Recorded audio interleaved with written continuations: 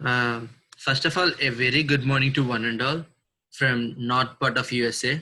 It's 4 a.m. here. My name is Sai, and I hope everyone is doing good, especially in this pandemic. The topic that I'm going to present today is about semantic rule-based automatic code conversion system.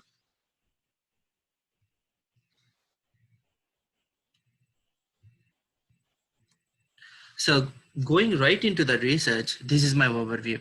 Today I'm going to cover all this topic, which are introduction, background research, SCARS architecture, which is the architecture that I used in this research, semantic rule-based automatic code conversion architecture, and simulation, results, conclusion, future scope, and references as well.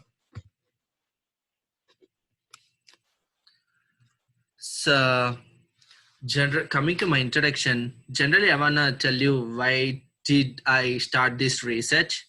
I mean, where did I get this idea from? So generally, industries may need to convert the existing program to a new programming language. So the options they have is either start writing a new code in a new language, or they can use a code conversion system to convert an existing program to the new programming language.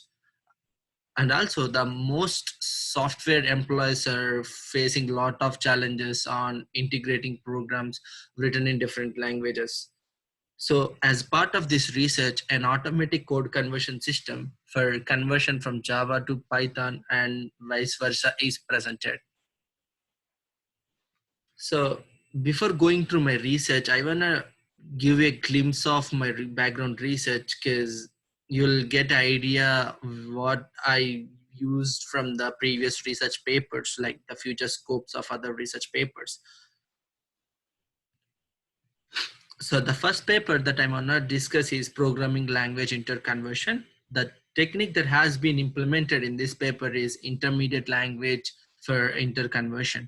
So this intermediate language is helpful in storing the logic of a program in an algorithmic XML format without disturbing the original structure of a programs. Like you can see here, they have used the three methodologies: syntax analyzer, parser, and optimizer, and conversion system. So coming to the syntax analyzer, in this step, the compiler just checks for a format of syntax errors.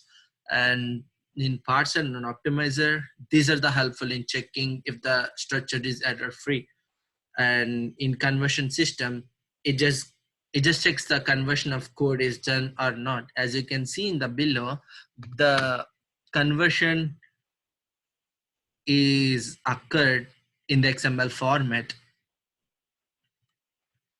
So the second paper I want to discuss is an introduction to natural language processing, computational linguistics, and speech recognition. So the technique that has been implemented in this paper is NLP. Here they used a lookup table for storing the data. I'm going to use the lookup table for storing the pre-existing conditions and the structures of Python and Java. So here they used a lookup table, as you can see at top. So from here, I have taken NLP and keyword identification into my research. And the third paper is speech and language processing. The technique that has been implemented in this paper is language-based machine translation. So using LBMT method, they determine the lexical or syntax analysis of a sentence based on the past implementation of the oaths and explicits. So from here, I have taken interpretation and segmentation to my research. So the fourth paper is artificial intelligence structures and strategies for complete problem solving. So as you can see, the technique that has been implemented in this paper is AI reasoning, which includes of two parts: deductive thinking and inductive thinking. And I just want to tell you a brief about what exactly does deductive thinking is and the inductive thinking is. So coming to the deductive thinking, it is helpful in demonstrating the sufficiency of hypothesis, like it's a prediction. So coming to the inductive thinking, it runs continuous process to predict the future outcomes. So from this paper, I have taken limitaization step that I'm going to use in my research later on. And the fourth paper is deep learning neural networks. And the technique that has been implemented in this paper is deep learning neural network. The TensorFlow NLTK framework is based on uh, a deep learning technique as efficiency and training. So from here, I have taken a keyword identification. As you can see, these 5 papers are my background research. So let's go right into my block diagram. And coming to my block diagram, it consists of 3 main parts. I mean, one is semantic layering, keyword identification, and semantic rule-based construction. These every steps I'm going to explain in detail in next few slides. So initially, the pseudocode is processed through a semantic layering technique that consists of 2 major steps: the segmentation and labeling, and identification of a common units. So in the segmentation and labeling step, the entire pseudocode is segmented into single units, and each unit is labeled as per semantics. Then the common units among the semantics are identified and grouped together. So here, all the identified units are fed into the TensorFlow framework with a multi-layer neural network available in NLTK package, which is Natural Language Toolkit package, which is trained with general vocabulary, Java vocabulary, and Python code snippets for keyword identification. So it analyzes the label keywords of a pseudocode in Java and identifies the equal keywords in the Python. So this is where comparison is going to take place. So the keywords are identified using the Java keyword identification module and compare with the Python keyword identification module in NLTK. So once all the equivalent keywords are identified, actually this is my main step. So construction of Python code is done using the 4th phase, which is semantic rule-based construction module. This includes a lemmatization of a code where all the identified keywords structured into a single line of code. Then the code is layered line by line. One of the important, and also you know that one of the important aspects of the Python code is that the indentation of the code needs to be observed. Otherwise, multiple errors will occur while compiling. Hence, this is done using the synthetic rule-based mapping module. So this is the final phase, which is semantic rule-based construction, where we get the final output, I mean the relevant Python code to Java code. So let's go to simulation. So I want to demonstrate the results I have tested till now. Let us assume this is the Java Hello World source code fed into the semantic layering step. So here, all the variables, attribute, notations, everything is segmented based on occurrences in a code, as you can see below. So this is where the Python code generated from the corresponding Java source code, which I showed you earlier. And the programs used for conversion using our scarce architecture include the code snippets for hello world, for loop, while loop, if else, factorial, and also the months with 31 days. So first I'm going to show the results for the for loop conversion. Left side picture shows the Java for loop code and the right side shows Python for loop code. As you can see, it is converted not 100%, but 70 to 75%. We can check later on. And this is the code conversion for if else. Left side picture shows the Java if else code and the right side shows the Python if else code. Similarly, we have done for the while loop too.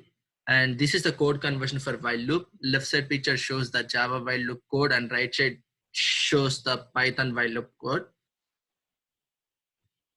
And this is the code conversion for factorial. Similarly, left side picture shows the only Java part of factorial code, and right side shows the Python part of factorial code. And our final program is months with 31 days that we worked on. So here, this is the code conversion for months with 31 days. As you can see, left side is in Java code with months with 31 days code, and right side shows the Python months with 31 days code. So these are the simulations, I mean the programs we have used for simulation to test our SCARS architecture. So coming to the results, the accuracy is mainly based on three factors. Their number of variables, attributes identified, and proper indentation. So based on these factors, we need to calculate how efficiently the conversion works. So the below table shows the accuracy percentage for all the programs we have tried from Java to Python. So here it shows the accuracy percentage for all the programs from Python to Java, I mean, which is vice versa. And the conversion module made for the if-else code that I have shown you earlier achieved an accuracy of 70.22%. Because the code snippet obtained after the conversion lacked the proper indentation, due to which 100% accuracy is not attained in if-else code. Similarly, for the for loop, the conversion module for the for loop code achieved an accuracy of only 65.7% because the code snippet obtained after the conversion lacked variable incrementation and functional declaration. So due to which 100% accuracy is not attained. And finally, the conversion module for the while loop achieved an accuracy of 74.33%. And the code snippet obtained after the conversion lacked the argument declaration, due to which 100% accuracy is not attained. Here we present the average accuracy for converted code. Java to Python is 71.57%, and for Python to Java, it's more than the previous one, which is 77.07%. So coming to my conclusion, usually in traditional methods, there will be only one-to-one mapping, which is mapping the code line by line for each and every units. But compared to our SCARS architecture, we chooses one-to-many mapping, which identifies all the same units at a time by NLTK framework, which is Natural Language Toolkit. So we do have a future scope. So our system can be extended by training vast amount of data sets of variables, attributes, and can be used for other conversational languages using the same framework. So we just train here like 250 data sets. So if we gonna train more like 2000, 3000, we hope that we'll get a better results. I mean, the better accuracy when compared to the other, like our architecture. And also we can find these in code conversion algorithm is helpful for COBOL to Java conversion at banks, internal revenue services, or even at legacy system of industries. And these are my references. Thank you.